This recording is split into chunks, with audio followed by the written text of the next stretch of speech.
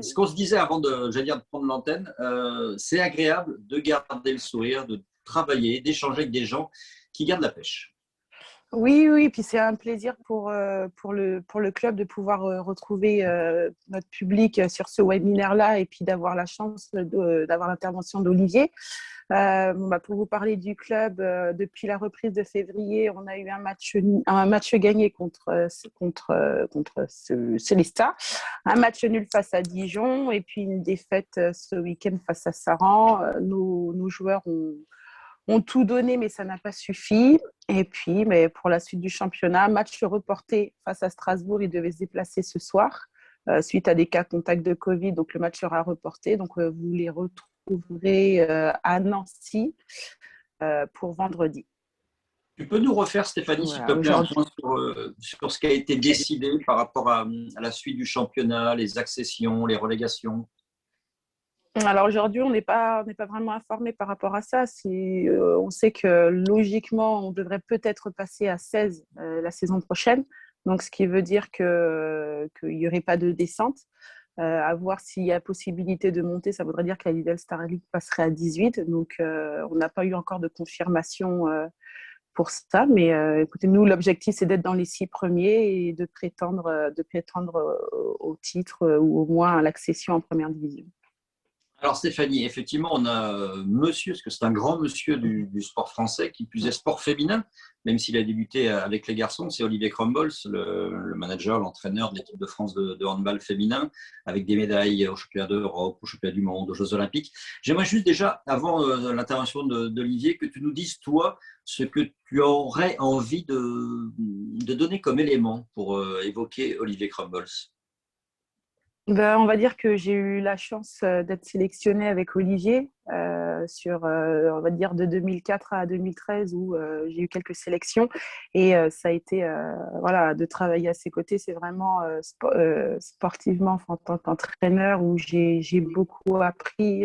Ça n'a pas toujours été facile parce que quand il m'a dit j'étais une gentille brebis, mais il m'a fait grandir dans ma carrière au sein des clubs et c'est un grand monsieur du handball et je suis très très contente de pouvoir l'avoir aujourd'hui parmi nous parce qu'il a énormément de choses à transmettre. C'est une jolie pêche effectivement que ce poisson que Olivier Crumbles, alors habituellement il est plutôt en Lorraine. Aujourd'hui, il n'est pas très loin de l'Essonne, puisqu'il est à la maison du handball. Bonjour Olivier. Bonjour. Il y a de l'écho. C'est pour le montant de la valise. Je vous appelle pour le montant de la valise, Olivier Crumbles. Est-ce que la liaison est bonne avec la maison du handball, tout d'abord? Pour moi, impeccable. Hein. Je vous entends parfaitement. J'espère que vous m'entendez parfaitement bien. Ouais, et on va se délecter à l'heure du repas du menu copieux que tu nous proposes, une quarantaine de minutes.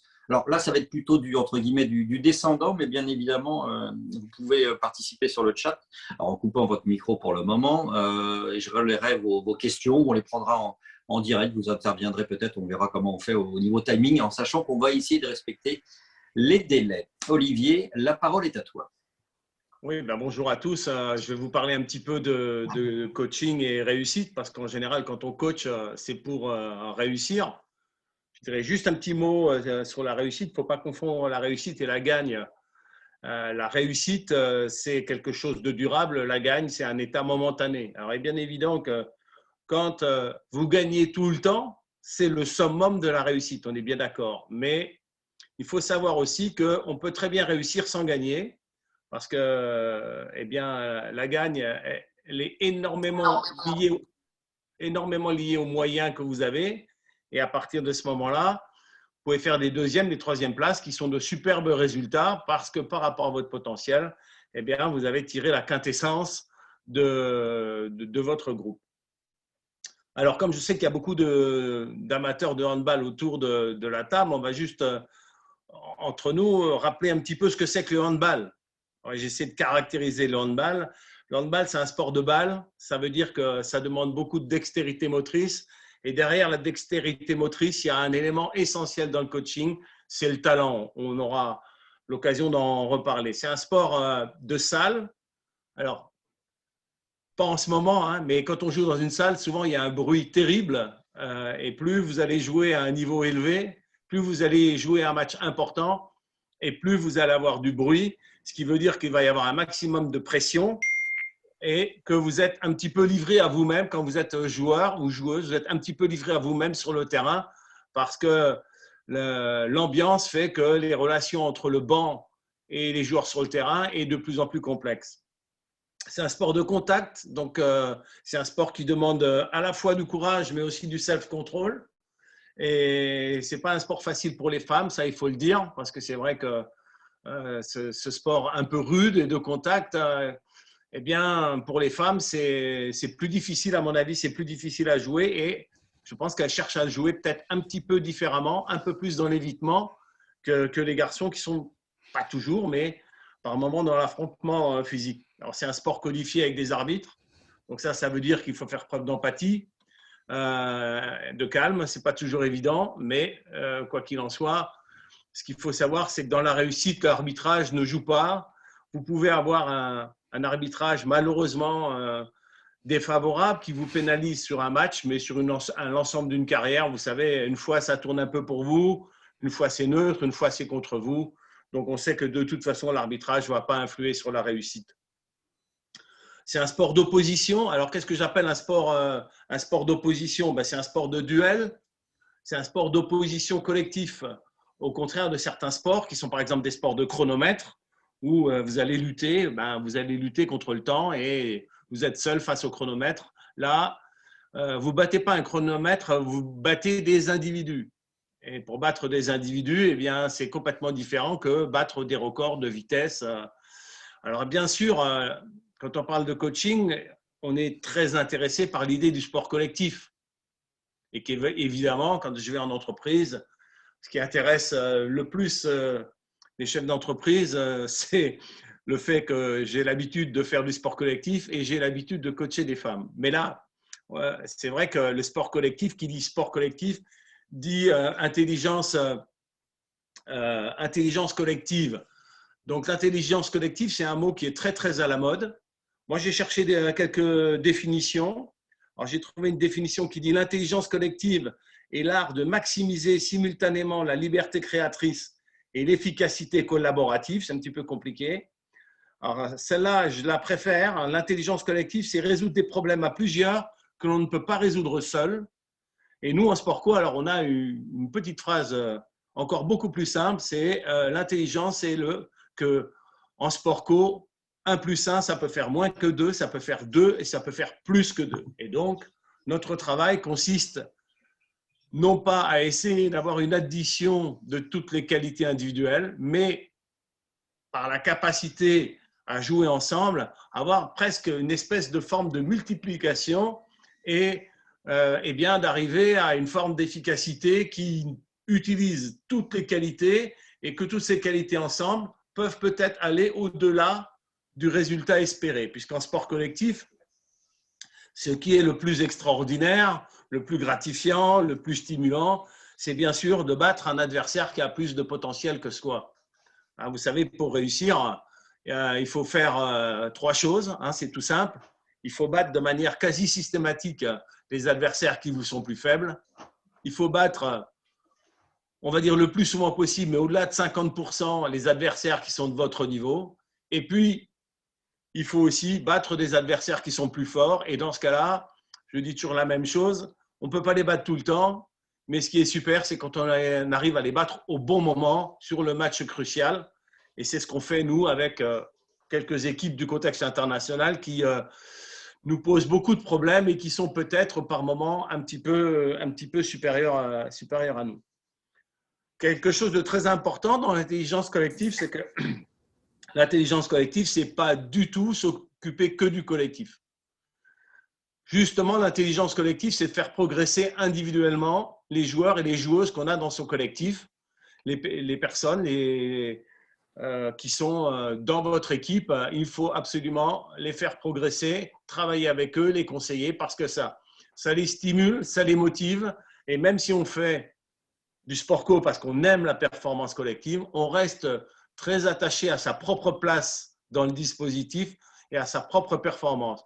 Et les grands entraîneurs ont très bien compris ça, c'est qu'il faut faire progresser le collectif, il faut s'occuper du collectif, mais il faut aussi faire progresser les individus parce que c'est vrai que le handball est un sport extrêmement complexe, on l'a vu avec beaucoup de paramètres et qu'on peut continuer à progresser quasiment tout au long de sa carrière. Et par exemple, on peut maintenir au niveau en étant un peu moins fort physiquement parce que les qualités physiques baissent avec l'âge et compenser avec des progrès sur le plan technique, avec des progrès sur le plan tactique, avec des progrès sur le plan mental. Quoi qu'il en soit, quand on parle de coaching dans le handball, moi, le terme que j'utilise par rapport à mes joueuses, c'est qu'elles sont dans la fulgurance décisionnelle. Qu'est-ce que ça veut dire? Ça veut dire que dans ce sport collectif où vous êtes 7 sur le terrain, vous vous opposez à 7 autres personnes avec le ballon, avec un jeu qui va de plus en plus vite, la prise d'information est extrêmement complexe et la prise de décision l'est aussi parce que c'est en une fraction de seconde que vous devez prendre la bonne décision. Je passe, je tire, où je tire, comment je tire. Et pour être bon dans cette fulgurance décisionnelle, eh bien, il y a un ensemble de paramètres à réunir pour que l'athlète puisse, en une fraction de seconde, prendre la bonne décision et être opérationnel dans cette décision. C'est particulièrement vrai pour les tireurs, dans tous les sports de tir, où eh bien, cette fulgurance décisionnelle, par moment, l'athlète est performant dedans. Les Anglais disent qu'il est dans le flow, c'est-à-dire qu'il maîtrise, il est même un petit peu au-dessus quasiment. Et puis, vous savez qu'il y a d'autres athlètes qui traversent le tunnel et qui, pendant de longues périodes, eh bien, sont en difficulté sur ce geste parce qu'ils ont perdu la fulgurance décisionnelle. Si j'avais quand même 2 conseils à donner par rapport à l'intelligence collective, ça serait de développer la transversalité. Alors, c'est vrai que vous avez des systèmes en verticalité, vous avez des systèmes en transversalité. La question qu'on me pose souvent, c'est comment vous avez évolué dans votre coaching? Alors, c'est vrai que dans mon coaching, au travers de plus de 20 ans, j'ai beaucoup évolué vers une forme de transversalité, alors qu'avant, j'étais plutôt sur une forme de verticalité où je disais aux athlètes ce qu'ils devaient faire et j'espérais qu'ils allaient accomplir les tâches que je demande avec efficacité. Mais quand on collabore, quand on est dans de la transversalité, quand on est dans un coaching participatif, il est bien évident que les athlètes sont beaucoup plus actifs et ils sont aussi beaucoup plus responsables. Vous avez une chose qui est très simple, c'est que quand vous êtes dans une verticalité et que vous donnez des ordres à vos athlètes, le jour où le résultat n'est pas bon, vous pouvez avoir des athlètes qui vont dire ou laisser entendre que de toute façon, les choix qui ont été faits n'étaient pas des choix partagés et qu'à partir de ce moment-là, ils n'assumaient pas complètement l'échec puisqu'ils étaient face à un donneur d'ordre. Quand vous choisissez les stratégies avec vos joueurs et vos joueuses, eh bien, vos joueurs et vos joueuses sont beaucoup plus responsables. Je vais vous donner une petite anecdote. Vous décidez de faire une défense, pourquoi pas atypique, que vous choisissez avec vos athlètes, et puis vous perdez le match et la défense n'a pas fonctionné. Et pourtant, les athlètes étaient persuadés que c'était la bonne solution. Eh bien, le premier réflexe des athlètes, ça va être non pas forcément de remettre en cause cette stratégie, ce choix tactique, mais peut-être de se dire, est-ce qu'on l'a bien fait? On a bien fait de choisir cette stratégie, mais on l'a mal mise en œuvre, on l'a mal effectuée. Si c'est vous qui avez décidé, la plupart du temps, le premier réflexe des joueurs, c'est de dire, on a essayé, mais ce n'était pas forcément un choix partagé, ce n'était pas forcément notre choix. Alors, je reviens sur l'histoire du talent, parce que ça, c'est quelque chose de très important. Dans le sport, il y a besoin de talent. Dans la plupart des activités humaines, il y a besoin de talent. Mais au travers de tout ce que je vous ai dit, la complexité de notre sport, le talent est très agissant et bien évident que plus vous allez vous élever dans les niveaux de jeu et plus le talent va être présent avec derrière le talent, tout simplement des personnes, des joueurs et des joueuses talentueuses. C'est très important la gestion de ces joueurs ou joueuses. Pourquoi? Parce que ce sont souvent les athlètes qui ont encore le plus de ressources non exploitées. Il faut bien comprendre une chose, c'est que dans nos systèmes, les joueurs et les joueuses talentueuses ont tendance à traverser le temps avec beaucoup de facilité. Parce que dans une équipe de sport co, vous avez 4 types, vous pouvez avoir 4 types de joueurs et de joueuses. La première catégorie, c'est ce qu'on appelle les absents. Les absents sont des joueurs qui, malheureusement, disparaissent quand ça devient important. Ce sont des joueuses qui sous-performent en haute compétition dans les moments ultimes par rapport à ce qu'ils sont capables de faire à l'entraînement. Donc ça, c'est une première catégorie qui est très pénalisante et qu'on voit peu au haut niveau. La deuxième catégorie qu'on voit peu au haut niveau, très haut niveau, c'est ce qu'on appelle les laborieux. Bon, je n'ai pas besoin de vous faire un dessin, hein. Vous savez ce que ça veut dire d'être laborieux. Hein, ça veut dire on fait, mais on fait avec difficulté. Les 2 dernières catégories sont extrêmement intéressantes dans les équipes de haut niveau. La troisième catégorie, c'est la catégorie de ceux qu'on appelle les artisans. Les artisans, vous savez aussi ce que c'est. Les artisans, ce sont, dans notre handball, des joueuses qui, dans un domaine de compétences précises, sur des tâches et des savoir-faire maîtrisés, sont capables d'apporter de l'efficacité dans ce domaine précis, parce que c'est ce qu'ils maîtrisent. Et la 4e catégorie, c'est la catégorie des artistes.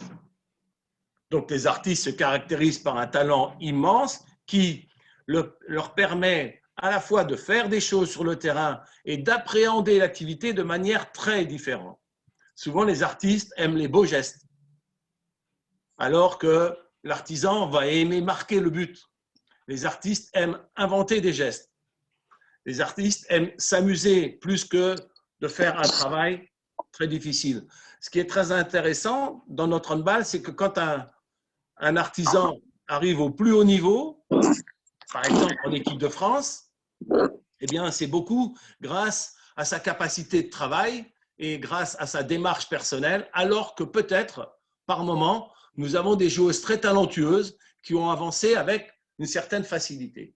Et là, le coaching va avoir une très grande importance parce que vous faites cohabiter des artisans et des personnes talentueuses et qui peuvent par moment éventuellement s'opposer. Et si vous voulez avoir vraiment une très grande cohésion entre ces 2 populations, il faut que vous gériez avec brio la population des talentueux parce que la population des artisans est beaucoup plus facile à gérer parce que c'est des gens qui en ont bavé pour y arriver et qui en général ont un moteur interne qui leur permet d'avancer tout seul. Et votre charisme en tant qu'entraîneur va beaucoup se construire sur votre capacité à gérer justement les plus talentueux en allant d'abord en faisant en sorte qu'ils soient dans le groupe, qu'ils respectent les règles, qu'ils soient positifs, hein, parce que qui dit talent dit par moments des comportements qui peuvent être un petit peu égoïstes, un petit peu égocentrés. Il en faut dans le sport, mais pas trop. Donc la capacité à les gérer et la capacité peut-être à aller chercher encore un peu chez eux, parce que c'est eux qui ont le plus de réserves de potentiel et c'est eux qui peuvent encore vous faire gagner un petit peu. Et vous avez bien remarqué dans les résultats de l'équipe de France qu'un petit peu, c'est un but et un but, c'est la défaite ou c'est la victoire, c'est la 4e place, c'est la 3e place, c'est la médaille, c'est la non-médaille. Et que la plupart du temps, dans ce formidable sport qu'est le handball, eh bien, on gagne ou on perd pour un petit rien.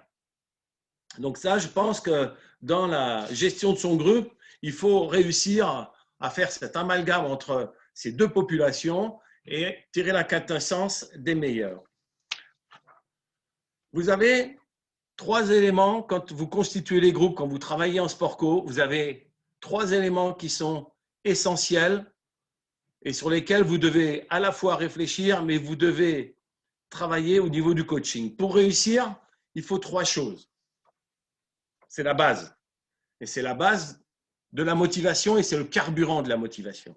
Parce que si vous n'avez pas de motivation, vous n'avez pas d'action. Et pour avoir de la motivation, il faut qu'il y ait des carburants pour la motivation. Vous en avez 3 des carburants. Le premier, c'est la passion. Il est bien évident que les gens qui sont passionnés ont un avantage énorme par rapport aux autres. Chez nous, par exemple, on sait que la passion va offrir une forme d'endurance psychologique. Quand vous êtes passionné par l'entraînement, vous allez pouvoir beaucoup vous entraîner, faire des exercices qui sont très répétitifs, faire des entraînements qui sont très difficiles parce que vous avez la passion de ce jeu et donc vous êtes capable de vous régénérer en permanence grâce à votre passion. C'est le premier élément essentiel. Le deuxième élément essentiel, c'est l'ambition. Vous ne pouvez pas réussir si vous n'avez pas d'ambition. L'ambition est un moteur extraordinaire et là, l'ambition, c'est quelque chose qui va vous offrir de la résistance psychologique. Je vous explique. Quand vous êtes dans un groupe de sport co et que vous êtes devant une situation qui est très difficile, très pénible, très désagréable, ça peut être, par exemple, on va donner cet exemple, vous êtes dans un groupe de sport co et vous avez l'impression qu'il n'y a pas de justice dans ce groupe, par exemple, ou que les valeurs ne sont pas respectées. Eh bien, si vous n'avez pas l'ambition, vous allez certainement sortir de ce groupe-là. Parce que vous estimez qu'il y a des choses qui sont tellement importantes comme l'égalité, la justice, le respect des valeurs qui sont au-dessus de ce que vous faites et des résultats. Eh bien, si vous n'avez pas l'ambition, vous n'allez pas résister psychologiquement. À l'inverse, quand vous êtes ambitieux, eh bien, même face à des difficultés qui peuvent paraître un peu insurmontable au niveau de l'état d'esprit, vous allez vous accrocher et vous allez rester parce que votre moteur, c'est de faire de grands résultats.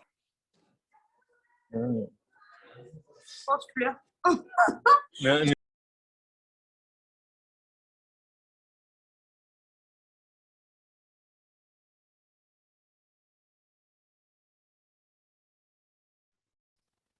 Alors, je crois qu'on a perdu ton micro, Olivier. Oui, je pense qu'on ne vous entend plus.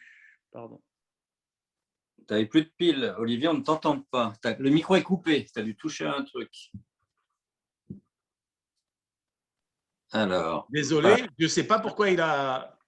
Vous m'entendez? C'est bon. Oui, ça y est, c'est bon. Alors, on en était où, s'il vous plaît? Désolé. On en était où? On avait fini l'ambition. On avait fini l'ambition, donc c'est bien. La troisième caractéristique, c'est d'être convaincu, d'avoir la conviction.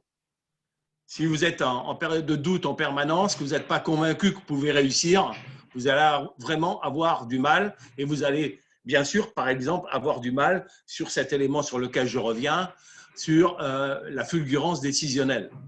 Donc, ces 3 éléments, qu'est-ce que ça veut dire? Ça veut dire que moi, je vous conseille, par exemple, quand vous recrutez pour votre équipe, ayez toujours à l'esprit de rechercher des gens qui sont passionnés, des gens qui sont ambitieux et des gens qui sont convaincus qu'ils vont y arriver. Ça, c'est la première chose. La deuxième chose, c'est que laissez s'exprimer les leaders de ces 3 caractéristiques. Vous avez des leaders de passion, vous avez des leaders de conviction, vous avez des leaders d'ambition. Et il faut qu'ils s'expriment, il faut qu'ils tirent vers le haut, le groupe, parce que tout le monde n'est pas… Les athlètes ne sont pas égaux sur ces 3 caractéristiques. Vous avez un athlète qui a un point très fort. Si vous suivez l'équipe de France féminine, des athlètes comme Lacrabert, Dembélé sont des athlètes qui, au niveau de la conviction, ont une conviction énorme qu'ils vont réussir.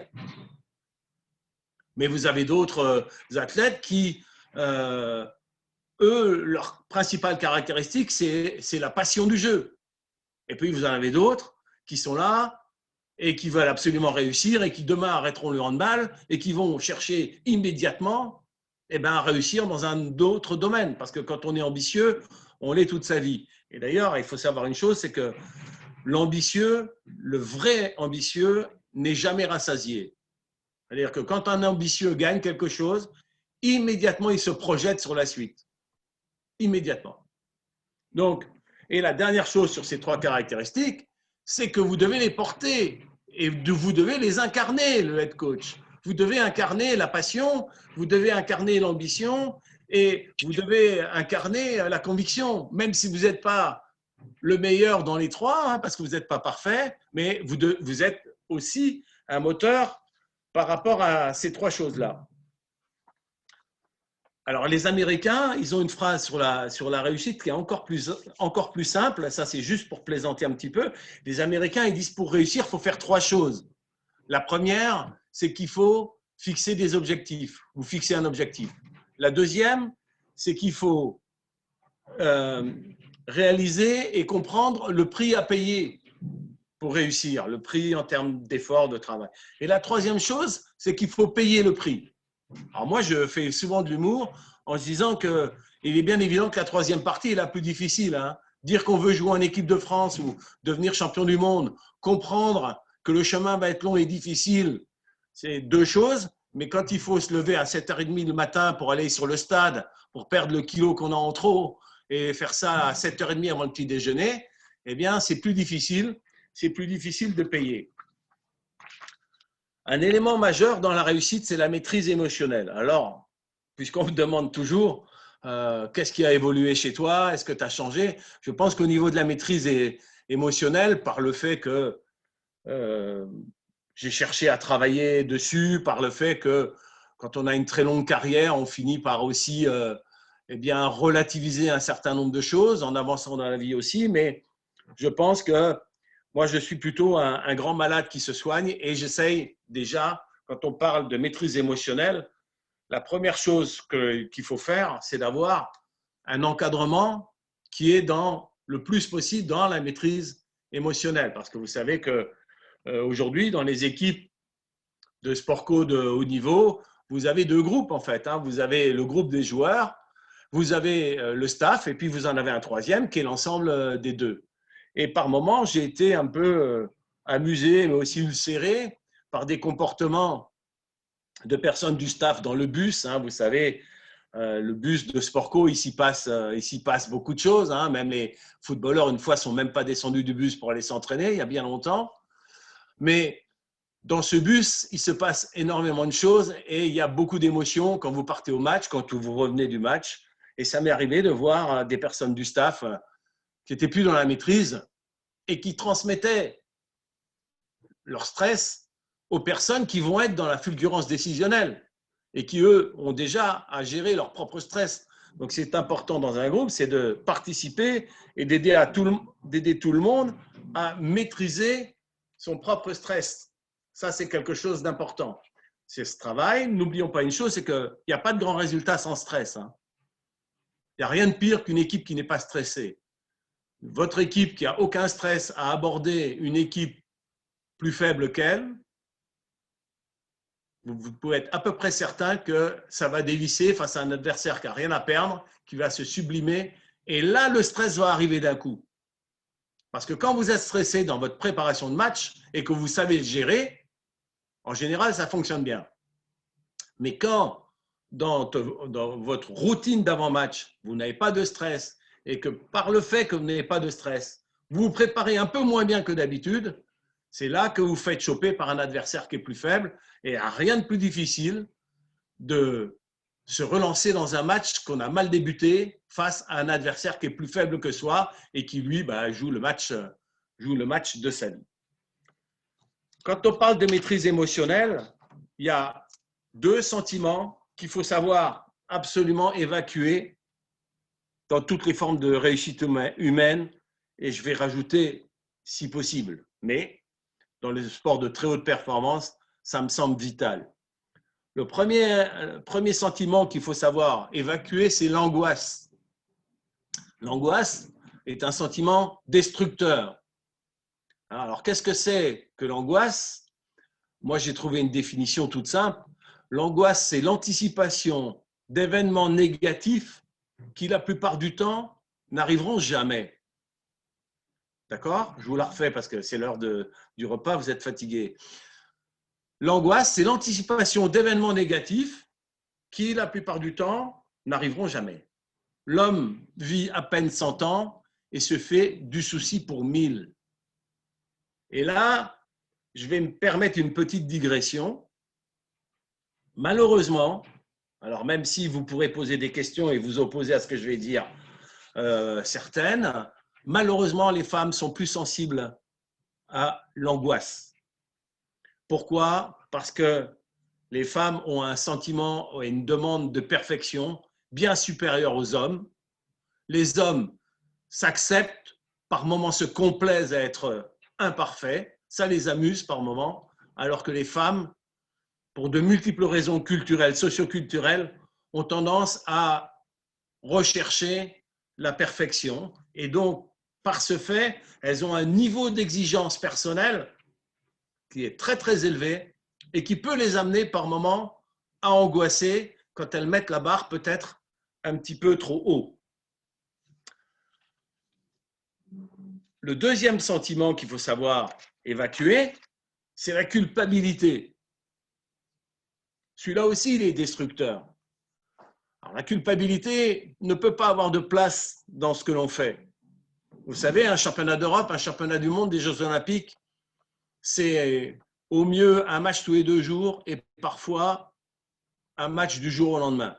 On a joué 2 matchs importants à 22 heures d'intervalle au championnat d'Europe. Et si vous culpabilisez pour de multiples raisons, eh bien, vous n'allez pas vous en sortir. Alors, il y a une très bonne phrase qui dit « Quand on fait ce qu'on peut, on fait ce qu'on doit ». À partir du moment où vous êtes bien préparé et que vous avez développé une certaine philosophie dans le sport, parce que le sport, ce n'est pas tout gagner. Ce n'est pas vrai. C'est faux. Dans le sport, il y a des victoires, il y a des défaites, il y a des réussites et il y a des échecs. Et les grands coachs le savent très bien. Et les grands coachs, ce sont ceux qui savent tirer profit de tout. Il faut être opportuniste. Il faut savoir s'appuyer sur la victoire. Il faut savoir s'appuyer sur la défaite. Il y a une phrase toute bête qui dit « Victoire et défaite sont 2 menteurs qu'il faut savoir accueillir d'un même front. » La défaite mal gérée peut être catastrophique, mais la victoire mal gérée peut l'être aussi. Et la victoire bien gérée peut vous permettre de continuer à avancer, mais la défaite bien gérée aussi peut vous apporter énormément. Et d'ailleurs, je vous le dis très franchement, il est plus facile d'exploiter les défaites que les victoires.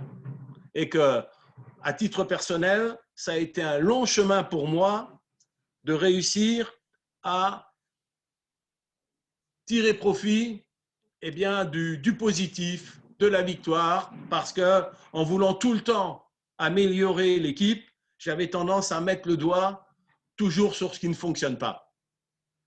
Et qu'il faut absolument se discipliner et mettre le doigt sur ce qui fonctionne.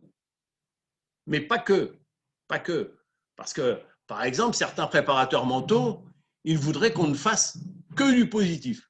C'est-à-dire que quand on a mal joué, j'estime qu'on peut encore débriefer. Il ne faut pas s'acharner, mais il faut quand même débriefer. Il faut débriefer les victoires, il faut débriefer les défaites. Mais nous, les coachs, par moments, on a trop tendance à vouloir énormément débriefer les défaites parce qu'on a l'impression que c'est dans ce qu'on a mal fait qu'on peut s'améliorer. Mais c'est aussi dans ce qu'on a très bien fait et dans ce qu'on maîtrise qu'on va réussir parce qu'on va le stabiliser. Donc, ça, c'est 2 sentiments qu'il faut absolument réussir à maîtriser. Et la dernière chose que je vous dirais sur les émotions, c'est qu'il faut se laisser traverser par les émotions. D'accord ? Hein, vous avez des personnes qui ne se laissent pas traverser par les émotions. Là aussi, au niveau socioculturel, avant, les hommes n'étaient théoriquement, ne devaient pas se laisser traverser par certaines émotions pénibles, difficiles. Je suis un homme, je suis fort. Combien de jeunes garçons, on a appris, tu es un garçon, tu ne pleures pas. On nous disait avant, tu ne vas pas pleurer comme une fillette quand même. Bon. Or, Dieu merci, la société a beaucoup changé, mais il faut se laisser traverser par les émotions. Alors, traverser par les émotions, vous prenez exactement l'image, c'est-à-dire l'émotion, elle arrive, au lieu de vous percuter et rebondir, vous allez l'accueillir et elle va ressortir. Que ça soit une émotion positive ou une émotion négative. Je vais vous donner un exemple, un contre-exemple de ça. Vous savez que l'équipe de France féminine de handball, elle est devenue championne du monde en 2003. Elle a remonté 7 buts en 7 minutes, dans les 7 dernières minutes, ce qui est totalement inconcevable. Elle a égalisé à la dernière seconde et elle a gagné en double prolongation ou en prolongation contre la Hongrie à Zagreb. Et ces joueuses qui n'avaient jamais envisagé qu'un jour elles puissent devenir championnes du monde, elles ont été touchées par une émotion absolument incroyable, énorme. Elles sont devenues, c'était même plus des joueuses, c'était des déesses parce qu'elles avaient tout réussi dans cette finale. Elles avaient gagné, elles avaient offert une émotion fantastique et donc elles se retrouvent en décembre 2003 en ayant gagné ce match extraordinaire. Et qu'est-ce qui se passe derrière? Eh bien, à partir de janvier, ça continue pendant 3 mois, eh bien, c'est cocktail au conseil départemental, c'est cocktail au conseil régional, à la fédération, au club, avec les anciennes copines, avec les anciennes de la sport-études, etc., etc. Et on y va, parce que c'est fantastique. Et puis, en juin, on se retrouve à préparer les Jeux Olympiques, parce que 2003, c'est un championnat du monde, mais 2004, l'été, c'est les Jeux Olympiques d'Athènes. Et on est champion du monde. Donc, je peux vous dire que tout le monde nous attend. Et on va sur le banc d'Arguin avec un bateau, je ne sais pas si vous savez où c'est au bout du bassin d'Arcachon. On va se faire déposer une après-midi de repos sur un banc de sable où il n'y a rien d'autre à faire que de se mettre au soleil et de se baigner. Et là, les joueuses de l'équipe de France, eh bien, elles se déshabillent, elles se mettent dans une tenue où je ne les vois jamais, elles se mettent en maillot de bain. Eh bien, je peux vous dire que de cocktail en cocktail, elles avaient bien changé, les handballeuses de l'équipe de France. Elles avaient bien changé. Et l'émotion, elle était toujours là. Hein. Elle était toujours à l'intérieur, l'émotion positive. Mais en plus de ça, il y avait les kilos en plus. Hein. Et on ne les a pas gagnés, les Jeux Olympiques. On ne les a pas gagnés derrière.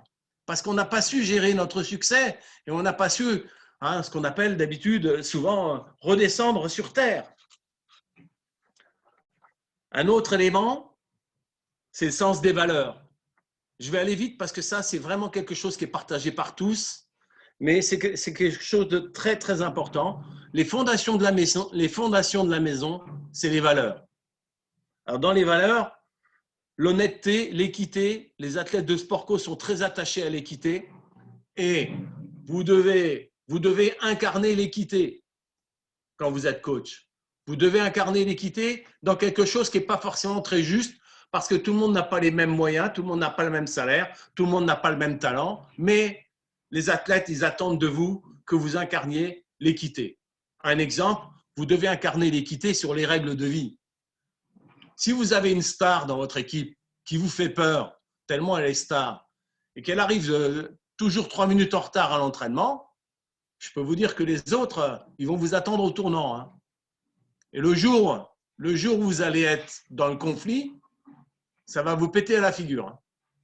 Donc, les valeurs sont essentielles, le respect, l'acceptation, pas la tolérance n'est pas positif, et le chemin vers l'empathie. Alors, l'empathie, c'est un élément essentiel dans la réussite. Essentiel. Parce que l'empathie, c'est quelque chose qui va vous permettre d'aller vers sublimer la singularité. L'empathie, c'est, attention à ne pas confondre avec la sympathie. Hein. L'empathie, c'est la compréhension des autres. Alors, elle vous pousse souvent à une forme de sympathie, mais pas forcément. Mais dans un groupe de sport co, dans une équipe de handball, il faut développer l'empathie. Pourquoi je dis développer? Parce que les jeunes ne sont pas spécialistes de l'empathie. Vous le voyez bien dans la société. Quand vous martyrisez un élève de votre classe en 5e, en 4e ou en 3e, jusqu'à des suicides malheureusement de certains jeunes, c'est bien la preuve qu'à cet âge-là, vous ne comprenez rien à l'empathie.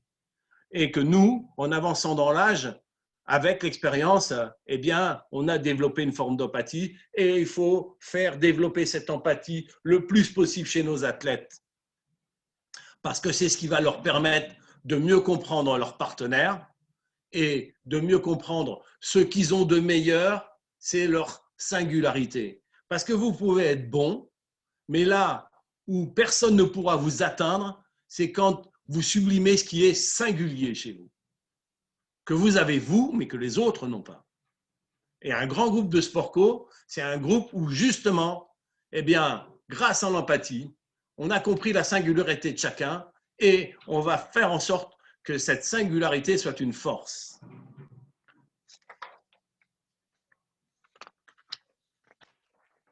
Alors, encore quelques petites choses. Il y a deux choses qui sont très importantes, c'est le sens de l'organisation, je vais aller vite, et l'adaptabilité. Pourquoi je vous dis ça? Parce que les groupes qui réussissent sont des groupes qui sont extrêmement bien organisés, mais qui sont adaptatifs quand on touche aux limites de l'organisation. Vous avez beau être très fort dans l'organisation, il arrive un moment où elle n'a pas pu tout prévoir. Et donc, c'est là que vous allez avoir des capacités d'adaptabilité. Et croyez-moi que dans les capacités d'adaptabilité, c'est le head coach qui doit mener la danse. Parce que dans les staffs très importants, en équipe de France féminine, le staff, c'est 12 personnes. Donc, vous voyez, c'est plus un staff, c'est une armée mexicaine. Mais eux, ils sont essentiellement dans l'organisation, dans la planification. Mais quand il y a un problème majeur et que l'organisation ne peut pas y répondre, c'est au head coach d'y répondre. Parce que peut-être un certain qui m'écoute sont dans cette situation où ils seront un jour, mais à force d'avoir des staffs très importants, il faut quand même se poser la question de quel est le rôle du head coach. Parce qu'à un moment donné, on ne fait plus rien. Dans ce cas-là, il ne sert plus à rien, le head coach. À quoi il sert? Eh bien, il sert, par exemple, dans ces moments-là où il y a vraiment une grosse huile qui arrive, il faut aller vite, il faut prendre une décision, et là, c'est à vous de la prendre. Donc, adaptabilité et sens de l'organisation, c'est deux choses qui sont importantes. La gestion du temps est fondamentale, parce qu'on est toujours pris par le temps, et le temps est le même pour tous, gagnera celui qui en fera le meilleur usage. Est-ce qu'il faut s'entraîner? Est-ce qu'il ne faut pas s'entraîner? Combien de temps il faut s'entraîner? Est-ce que par moment, il ne faut pas relâcher? Comment on gère un emploi du temps infernal, hein, parce qu'en équipe de France, elle mange, alors 4 fois par jour, vous imaginez, 4 fois par jour, elle mange 4 fois par jour, elle s'entraîne, elle joue, elle se prépare, elles font de la vidéo, il y a des soins, il faut aussi qu'elles aient un peu de temps pour elles, etc. etc. Donc, en compétition, c'est des emplois du temps de ministre. Et la gestion du temps est quelque chose d'important. Par exemple, les Coréens, qui sont des fous de travail, travaillent jusqu'à l'épuisement. Ce n'est pas ma vision des choses, mais c'est leur façon de faire. Un autre élément qui va être très important, et je vais finir dessus pour vous laisser le temps de poser des questions, c'est la maîtrise de la communication. Et là aussi, je pense qu'avec l'expérience, on progresse. On progresse. Par exemple, quand on maîtrise mal la communication, ça peut arriver qu'on culpabilise les joueurs. Parce que j'ai dit que le sentiment de culpabilité était un sentiment catastrophique, mais encore faut-il que se poser la question de savoir si, quand on est en discussion avec un athlète, on ne le culpabilise pas un petit peu, parce que c'est tellement simple. Hein, après une mauvaise performance, quand on est en difficulté pour communiquer, c'est tellement simple de culpabiliser. Et c'est pareil dans la famille, hein, parce que ce qui marche avec votre équipe, ça marche avec vos enfants aussi. Hein, et ce qui ne marche pas avec votre équipe ne marche pas avec vos enfants non plus. Donc, il faut faire extrêmement attention à la communication. Il y a des moments où on n'est pas en état de communiquer. Quand on est à la fois très énervé et très en colère et très déçu, on n'est pas capable de communiquer positivement. Donc, qu'est-ce qu'on fait? On ne communique pas dans ces moments-là. Vous avez joué un match où vous êtes extrêmement déçu et que vous êtes en colère parce que vous avez la sensation que l'équipe a failli. Pourquoi? Parce qu'elle n'a pas appliqué, par exemple, les stratégies demandées, ou parce que vous avez l'impression qu'ils ont pris le match à la légère. Et là, vous êtes en vrai danger parce que vous avez à la fois la déception de la défaite et la colère. Et si vous intervenez tout de suite, vous n'allez pas être dans une maîtrise de communication, vous n'allez pas être dans une communication positive. Attention, hein, ça ne veut pas dire qu'on ne peut pas être coercitif. Et notamment dans l'intelligence collective, il y a la question qui se pose sur l'autorité. Et dans la transversalité aussi, c'est-à-dire la transversalité, ce n'est pas la suppression de l'autorité. Moi, je ne vous conseille surtout pas de supprimer l'autorité. L'autorité est quelque chose d'important et qu'il faut savoir exercer avec intelligence pour ne pas tomber dans l'autoritarisme. Mais que vous le vouliez ou non, le head coach, il incarne l'autorité. Et je peux vous dire qu'on s'est planté en 2019 à Kumamoto, au championnat du monde, et que derrière, on a bien rebondi puisqu'on a fait un final championnat d'Europe, et que j'ai remis de l'autorité. Et que j'ai senti que les athlètes étaient contents que je remette de l'autorité. Donc ça, c'est très important. Mais quoi qu'il en soit, la communication, et notamment la communication non verbale, faites attention aux mots que vous utilisez. Faites attention aux mots que vous utilisez parce que les mots peuvent être violents. Quand on utilise des mots qui sont définitifs, comme nul, toujours, jamais, hein, t'es toujours nul quand c'est important. Voilà, vous l'avez tué, votre athlète. Vous l'avez tué. Et quand vous voulez être coercitif avec un athlète, je vous donne un dernier conseil, je vous donne la parole après. Parlez-lui de son potentiel. Si vous dites à un athlète, ben voilà, tu es toujours nul quand c'est important, l'athlète dit, bon, ben c'est fini, il est fini l'entretien, je suis nul.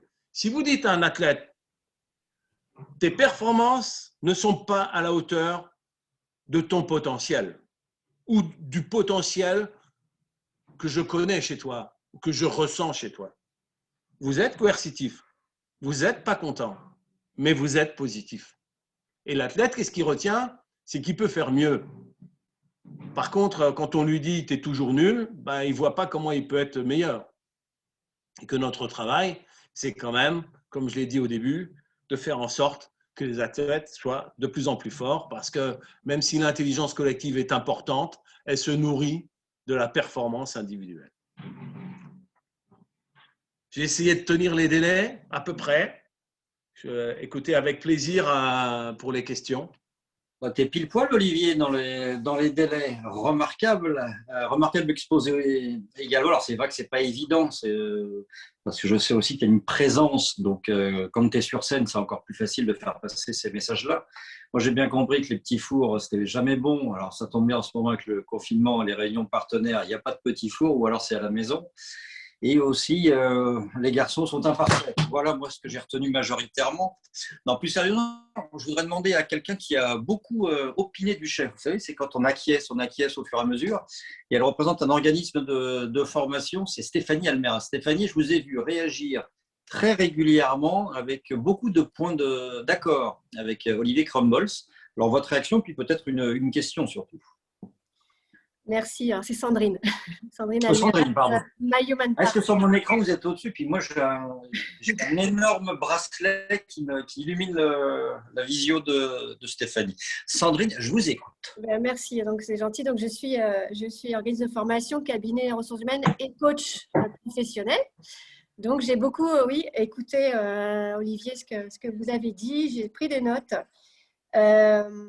C'était très intéressant et notamment j'avais une question, vous avez parlé à un moment donné des valeurs d'équité, d'empathie et de respect que doivent avoir le coach. Est-ce que vous pensez que l'empathie, ça se travaille, ça s'acquiert? Je pense que ça se développe. C'est pour ça que je parle toujours d'un chemin vers l'empathie parce que nous on le développe. Par exemple, quand vous savez qu'on a préparateur mental depuis, j'ai eu plusieurs expériences avec des préparateurs mentaux, mais là, on est sur une expérience depuis que je suis revenu, puisque j'ai été limogé en 2013 et rappelé en 2016. Depuis 2016, on travaille avec la même personne. Et moi, je ne suis pas là quand il travaille avec les athlètes parce que ça serait trop perturbant que je sois présent vu ce que je représente. Mais je pense savoir à peu près ce qu'il fait dans ces réunions plénières, ce qu'on appelle les plénières avec le groupe.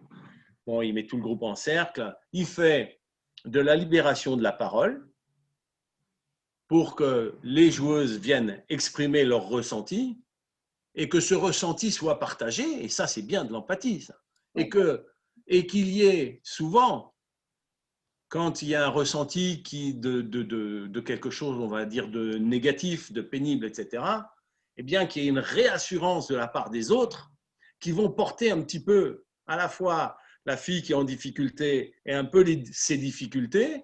Et c'est ça qui donne de la force au groupe. Donc, on peut faire un travail qui va développer de l'empathie. Alors après, on sait bien qu'il y a des personnes qui, pour des raisons certainement d'éducation, ont développé dans la famille une certaine empathie et que d'autres ont beaucoup moins d'empathie. Mais c'est tout l'intérêt de ces séances collectives où tout le monde finit par s'exprimer, où à un moment donné, eh bien, on se met un peu à nu et on partage cette forme d'empathie.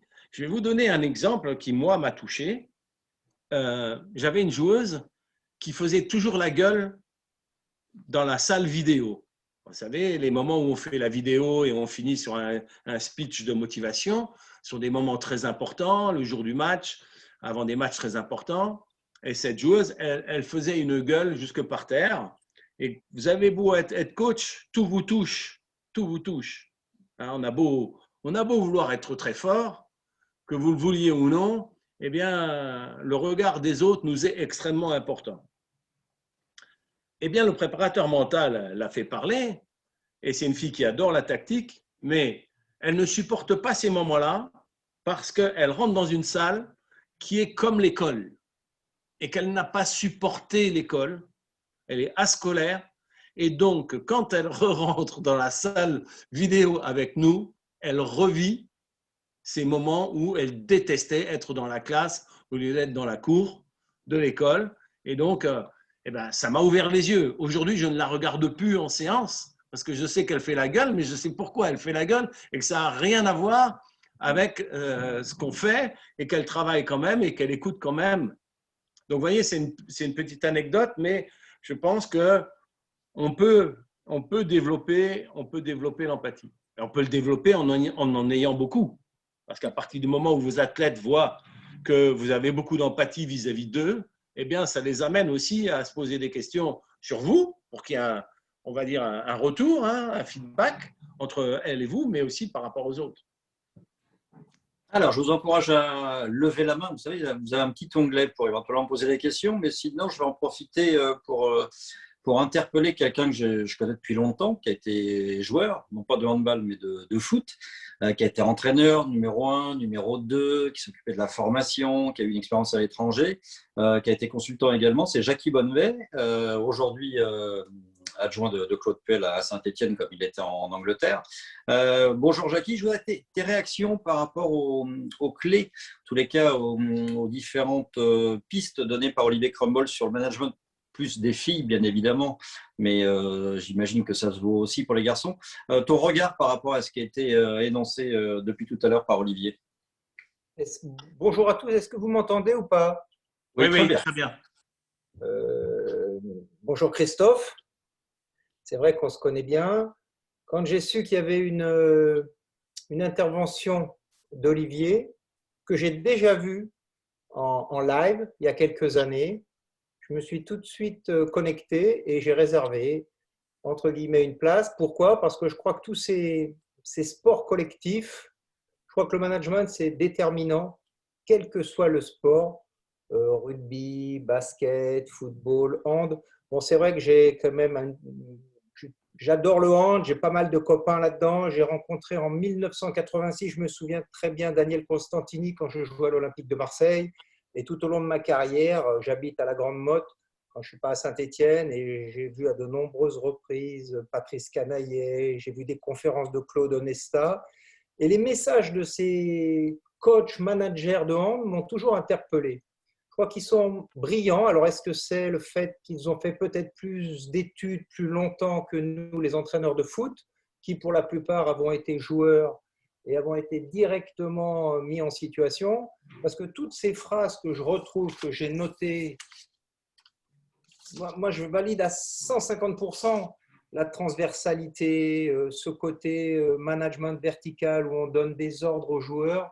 Je crois que c'est terminé, ce management. Je crois que ça ne met pas les joueurs en valeur. Je crois qu'il y a une écoute qui n'est plus d'actualité. J'arrive à bientôt 60 ans et ça fait maintenant 45 ans que je suis dans le foot, pour avoir entraîné toutes les divisions à tous les niveaux, en ayant eu le mot ces dernières années en entraînant vraiment des stars, que ce soit avec le Japon pendant 4 ans ou à Leicester pendant 1 an avec Claude Puel. Je crois que tout ce qui a été dit, le côté artisan, le côté artiste, le côté empathie, s'entraîner sur le choix des mots employés pour les joueurs, la communication, on le voit dans le foot où dès qu'il y a un match, ma femme me dit le match c'est 90 minutes et vous en parlez dans la télévision pendant 5 heures. Donc le choix des mots, on l'a vu avec tous les entraîneurs qui ont plus ou moins des réussites. On le voit surtout, et je voudrais insister là-dessus, comme Olivier l'a dit, je crois que quand on est en haute fréquence, c'est là que le danger intervient. Ne pas s'exprimer quand il y a eu des défaites, quand on se sent mal à l'aise, quand on se sent énervé, déçu, etc. Je ne voudrais pas monopoliser la parole trop longtemps, mais je reconnais que tout ce qui a été dit, je l'ai noté. Après, pour nous, les coachs, c'est le mettre en application. Moi, j'ai commencé assistant, j'ai été head coach 11 ans exactement, et je suis redevenu assistant où je me sens vraiment à l'aise. Parce qu'il y a des périodes où je pense qu'on peut le faire. J'admire énormément les gens qui le font pendant une aussi longue durée. Par contre, j'aurais une question à Olivier, si je peux me permettre. Oui, Jackie, une question et après on va faire tourner la parole. Vous avez dit que vous avez été limogé en 2013 et vous avez été rappelé en 2016, avec un palmarès dont tout le monde rêve, à mon avis, dans le sport en général. Qu'avez-vous changé entre 2013 et ce qui avait été auparavant et 2016? J'aimerais savoir comment vous vous êtes régénéré. Qu'avez-vous changé réellement? J'ai lu que certaines de vos joueuses avaient dit que vous aviez modifié des choses. Lesquelles? Alors, j'ai commencé en 98 sur l'équipe de France féminine. J'avais déjà fait évoluer pas mal de choses, on va dire entre 2010 et 2013, avant mon éviction de l'équipe de France, parce que je sentais que mon coaching n'était pas efficace et qu'il était too much, abrasif, corrosif et tout simplement usant. C'est-à-dire que, en fait, à vouloir à tout prix pousser les athlètes dans leur dernier retranchement, eh ben, je finissais par les mettre dans des situations vraiment très pénibles. Donc, j'avais commencé entre 2010 et 2013. Je pensais même qu'on tenait le bon bout, hein, puisque j'ai été évincé après une qualification difficile. Mais ce laps de temps, cet arrêt, m'a permis de réfléchir et de me dire que j'étais sur la bonne voie, mais qu'il fallait accélérer beaucoup de choses. Le gros problème, c'est que c'est vrai que j'ai un peu sorti le handball féminin de la merde, il faut le dire franchement, et que je me croyais propriétaire de cette équipe. C'est là mon erreur en 2013, c'est que je pensais que j'étais un peu intouchable parce que, eu égard à tout ce que j'avais pu développer dans le handball féminin, j'allais continuer. Et en fait, après, quand j'ai arrêté pendant 2 ans et demi, je ne savais pas du tout qu'on allait me rappeler, hein. J'envisageais de reprendre éventuellement une équipe, mais je me suis dit, si je reviens, bien, je ne reviendrai pas de la même manière. Et ce qui est marrant, c'est que les filles qui m'avaient connu avant 2013, qui ont demandé mon retour pour 2016, en 2016, ont été très claires aussi sur la demande. C'est-à-dire, on a confiance en toi, mais on ne repart pas dans les délires, dans les réunions d'1 heure et demie, dans les problèmes de crise. En fait, je générais la crise trop souvent. Or, vous savez, vous avez des tensions, vous avez des conflits dans le sport, et puis quand vous avez des crises, comment vous en sortez? Moi, je ne sais pas me sortir de la crise. Alors, générer la crise, Daniel le faisait un petit peu aussi parce que j'étais beaucoup marqué par le coaching de Daniel Costantini. Et Daniel poussait aussi un peu avec l'aiguillon les athlètes avec par moments des choses un petit peu vexatoires, etc. Je ne crois plus du tout en ça, plus du tout. Alors, j'essaye vraiment de travailler sur l'idée de ne pas ramener d'angoisse, d'avoir aucun discours sur la culpabilité, de telle manière à ce qu'on puisse avancer dans la sérénité, parce que c'est aussi une aventure humaine. Et Olivier, oui. justement, dans le prolongement de ça, il y a Thierry qui s'interroge sur le choix du ou de la capitaine. Est-ce qu'on peut aussi devenir un bon capitaine parce qu'on n'est pas forcément programmé pour ça au départ? Alors, dans les équipes, par moment, il faut de la réussite. Alors, par moment, on a le capitaine idéal et puis on le met en place et c'est extraordinaire. Donc, nous, dans la réussite de l'équipe de France depuis 2016, il y a une jeune fille qui s'appelle Siraba Dembélé, qui est capitaine et qui est un capitaine tout à fait exceptionnel, qui est un leader au niveau de la conviction, qui est un leader au niveau de l'ambition et qui porte… Mais qui a été choisi par toi ou imposé ou choisi par le groupe? Non, qui a été choisi par moi. Moi, j'ai toujours choisi mes capitaines, mais j'avoue que par moment, j'ai fait des choix par défaut, je vous le dis franchement. C'est-à-dire que j'ai mis comme capitaine des personnes qui ne me semblaient pas avoir la totalité de ce qui est nécessaire pour jouer un rôle de capitaine. En sachant que dans mon coaching, alors, c'est vrai qu'on est de plus en plus participatif, mais je ne donne pas au capitaine non plus un rôle de patron total de l'équipe parce qu'elle ne le souhaiterait pas. Elle a un rôle très important, elle intervient souvent, mais je sais que par exemple dans le rugby, le capitaine, c'est une autre connotation. Le vendredi, il y a l'entraînement du capitaine, par exemple. Et alors, on délègue un certain nombre de choses, mais par exemple, si Rabat Dembélé, elle est très, très en lien avec le préparateur mental. Donc, ils partagent. Je dirais que, par exemple, sur beaucoup de choses, c'est le duo préparateur mental et Rabat Dembélé qui agissent. Et une chose que je n'ai pas eu le temps de dire, mais qu'on apprend aussi avec la sagesse, c'est qu'il ne faut pas vouloir tout contrôler. Il ne faut pas vouloir tout contrôler. On s'autodétruit à vouloir tout contrôler. Il y a des moments, il y a des choses qu'il faut laisser filer. Et notamment par rapport au staff, il ne faut pas exercer de contrôle sur le staff. Vous choisissez votre staff, il faut lui faire confiance. Il faut que la personne dans le staff, elle ait un domaine de compétences où elle s'éclate, où vous n'êtes pas derrière lui. Puis après, malheureusement, si au bout de 2-3 ans, il y a des problèmes, vous faites l'évaluation des problèmes et vous changez. Mais tant que vous avez accordé votre confiance, il faut foutre la paix aux personnes qui sont le staff et d'une certaine manière, les athlètes. Comme je dis toujours, le meilleur des entraîneurs sera celui qui pourra rester à la maison quand son équipe joue. Olivier, on a pas mal de partenaires du club qui sont présents. Tu parlais tout à l'heure de la gestion des émotions, le stress, qui fait partie finalement de la compétition. Est-ce que tu n'aurais pas des petites clés pour nos partenaires qui sont peut-être un peu en phase d'angoisse avec la Covid, avec cette crise? Comment passer outre tout ça pour garder la tête haute et continuer de bien réfléchir finalement? Alors, d'abord, moi, dire, et je vais être très honnête, que je comprends les difficultés et que le Covid, c'est une grosse patate dans la figure pour tout le monde dans la société. Et quel que soit son âge, quelle que soit sa position, c'est quelque chose qui frappe fort. Et donc, il y a effectivement des difficultés. Maintenant, je pense que une des choses qui est importante, c'est justement de faire des événements comme celui-là.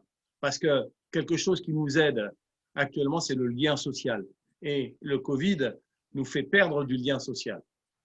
Et toutes les idées de ce type-là permettent quand même d'apporter énormément. Nous, on a fait une chose toute simple qu'on ne faisait pas, c'est qu'on a fait des visios avec l'équipe de France. On n'avait pas le droit de se voir, mais on a fait des visios, on n'a pas eu une absente. Et quand on les a retrouvés en face à face, parce qu'on ne les a pas vus pendant 8 mois, je crois, et les garçons, c'est pire encore. Elles nous ont dit, eh ben, ça nous a fait plaisir les visioconférences. Ça nous a fait plaisir parce que ça a maintenu du lien entre nous. Et il faut essayer de relativiser. Moi, ce qui m'aide beaucoup, je vais vous dire franchement, c'est l'idée d'être philosophe. Je pense que même si on essaye de gagner le plus de matchs possible, il faut avoir un côté philosophe dans ce que l'on fait, et notamment quand on est face à l'échec et face à la défaite. Moi, je n'ai jamais considéré qu'un grand entraîneur était quelqu'un qui perdait jamais.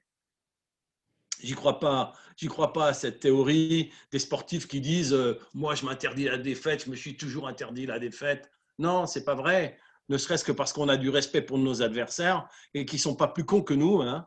Ils sont pas plus cons que nous et qu'ils ont le droit de gagner de temps en temps. Et ils ont le droit de nous baiser aussi de temps en temps parce qu'on n'est pas parfait. Olivier Crombols, surveillez votre langage, s'il vous plaît. Oui. Mais je pense que de maintenir du lien et d'essayer d'être philosophe actuellement et de réfléchir un petit peu.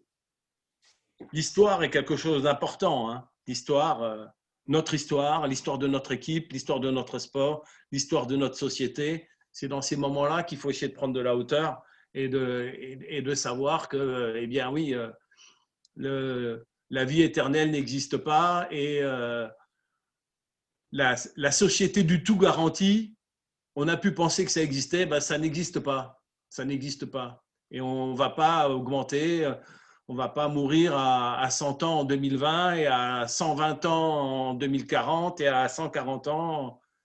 Non. Il y a dommage, un rythme, dommage. Il y a un cycle de la vie. Il y a un cycle de la vie sur lequel il faut réfléchir et sur lequel il faut être philosophe. Olivier, je vais mettre aux enchères la prochaine question parce que le chrono tourne et j'aimerais qu'on respecte à peu près les délais. Est-ce que quelqu'un a une question à poser? Sinon, je vais interpeller peut-être Stéphanie ou Michael Saillant pour avoir un petit… Voilà, je vois que Michael Saillant, comme sur les petits chiens à l'arrière des voitures quand on était jeune, dodeline de la tête. Michael, que veux-tu dire? Bonjour Christophe, bonjour Olivier. Déjà, merci pour cette intervention qui est vraiment, moi je trouve, extraordinaire de par sa franchise et son humilité. D'avoir les retours que peut donner par exemple Jackie aussi, Bonnevet, sur le football vis-à-vis du handball. Et c'est une de mes questions, c'est est-ce qu'il y a une vraie culture du management dans le hand? Parce que quand on voit aussi bien les résultats des garçons que les filles, c'est le sport co qui plane sur les résultats en France. Et est-ce qu'il y a une vraie culture du management ou est-ce que c'est la gestion de la performance au niveau fédéral, puis ensuite au niveau des équipes de France qui fait qu'on en est là? Est-ce qu'il y a une petite clé quelque part ou pas? Moi, je pense que la clé principale, c'est d'avoir donné du temps aux entraîneurs. Tous les entraîneurs qui ont eu une longue carrière en équipe de France ont eu des moments difficiles, ont traversé le désert et n'ont pas été dans ces moments-là forcément évincés. Et Daniel a eu une carrière très longue, Claude Onesta a eu une carrière longue, moi j'ai une carrière très longue.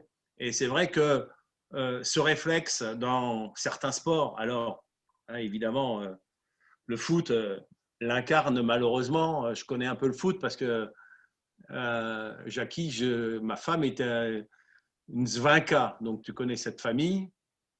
Donc, Victor, Jules. Voilà, exactement. Et donc, c'est la famille de ma… Mais je trouve quand même foncièrement injuste de systématiquement tomber sur le seul acteur du match qui n'a pas touché le ballon, qui n'a pas marqué de but, qui n'a pas eu de balle à marquer, qui n'a pas eu à empêcher quelqu'un de marquer. Et c'est un peu un réflexe extrêmement facile. C'est pour ça qu'on parle de fusible. C'est pas la bonne solution. C'est pas la bonne solution.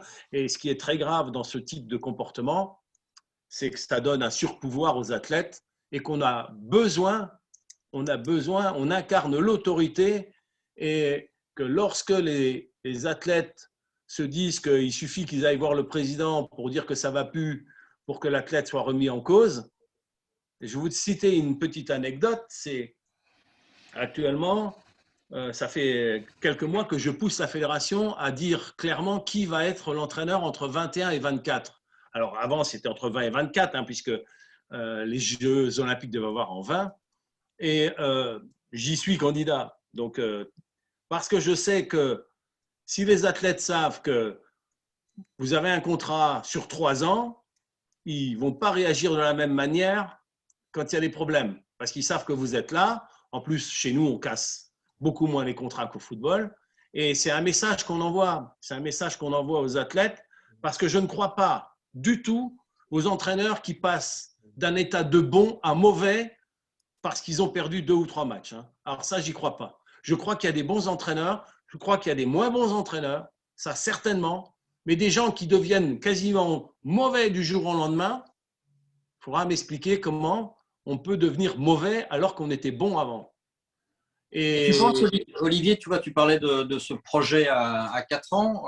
La fédération vient de se doter d'un nouveau président avec son ancien directeur technique national, Philippe Bana. Tu penses que le choix le mandat du sélectionneur devrait être finalement lié au mandat du président? Pas forcément lié au président, mais je pense que de projeter les équipes sur des cycles, c'est quand même beaucoup plus facile que de laisser entendre à l'entraîneur qu'il peut être remis en cause du jour au lendemain sur une compétition. Alors, on vous dit que ce n'est pas vrai, mais il n'empêche que si la compétition se passe mal, et on a eu l'exemple dans le handball dernièrement quand même, eh bien, on s'est rendu compte que l'entraîneur, il était quand même passé à la trappe, je parle de Didier Dinard, il est quand même passé à la trappe quasiment du jour au lendemain. Donc, je pense qu'il faut qu'on soit solide entre les dirigeants et le staff technique, de telle manière à essayer de stabiliser tout ça. Il y a par moment des changements d'entraîneurs qui sont nécessaires. Il peut y avoir des crises, des grosses maladresses qui ont été faites, mais en général, un entraîneur qui est bon, il reste bon. Et ce n'est pas parce qu'il a perdu 2 matchs de suite qu'il est devenu mauvais. Dans quelques instants, Olivier, tu feras une petite conclusion. Je voudrais juste une intervention de Constant Derham, qui a œuvré, qui gère aussi tout ce réseau et ce lien social qu'a évoqué Olivier sur les partenaires, pour faire aussi un point peut-être sur le prochain rendez-vous du club. Tout à fait. Alors, je vais vous partager très vite les prochaines dates. Déjà, merci Olivier. On aura l'occasion en courant du mois de mars de recevoir Sébastien Chabal, que vous devez bien connaître également, qui est ancien rugbyman international français et qui est aujourd'hui multi-entrepreneur. Il viendra faire le lien entre ces 2 casquettes, entre ces 2 carrières, on va dire. Donc ça, c'est le prochain rendez-vous webinaire de la sorte qui aura lieu le mois prochain. On travaille actuellement sur d'autres invités. On vous partagera ça dès que possible sur et la transition est toute trouvée, sur nos réseaux professionnels. Donc je vous invite à vous y intéresser et à nous rejoindre si ce n'est pas encore le cas. Donc on est présent sur 2 réseaux professionnels, un réseau plutôt privé qui est le réseau Qui est Qui, que vous pourrez rejoindre là. Donc c'est une application que vous trouverez sur votre téléphone qui vous permet d'entrer en contact avec tous les membres du réseau de partenaires du MEHB. De répondre à des sondages, de suivre l'actualité, de mettre en avant vos services et aussi de profiter du trombinoscope qui vous permet d'entrer en contact avec de potentiels clients ou partenaires avec qui vous voudriez échanger. Donc vous trouverez l'application sur tous les stores de téléchargement traditionnels, Android ou iPhone. Et simplement vous retrouvez le réseau Massy Handball et vous rentrez le code Massy Handball en majuscule. Et vous pouvez également nous rejoindre sur LinkedIn. C'est peut-être déjà le cas pour la plupart, étant donné qu'on a beaucoup communiqué sur l'événement via LinkedIn. Mais si ce n'est pas encore le cas, n'hésitez pas à nous rejoindre. Et simplement, les prochains matchs pour le MEHB, pour les Lions. Donc, on devait jouer ce soir. Finalement, le match est reporté à une date ultérieure face à Strasbourg. Match qui avait déjà été reporté en début de saison. On se déplacera, si tout va bien, à Nancy vendredi 26 février, donc vendredi en fin de semaine. Puis on ira à nouveau en déplacement à Billère le 5 mars. S'en suivra une petite trêve internationale qui nous mènera au retour à Massy face à Valence le 19 mars. Je vais laisser… Et toujours sans public, malheureusement, mais j'ai peur que ça perdure. Un petit mot de conclusion, Stéphanie, aussi.